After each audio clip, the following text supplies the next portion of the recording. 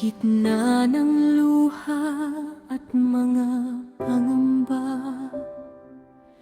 may tinig kang marahang nagsasabi sa'kin, anak, huwag kang matakot at mangamba.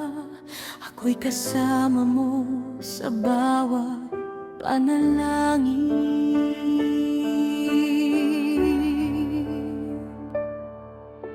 Kapag ang landas ay tila madilim at ang pag-asa'y halos di na matagpuan, ang iyong pangako'y aking hahawakan,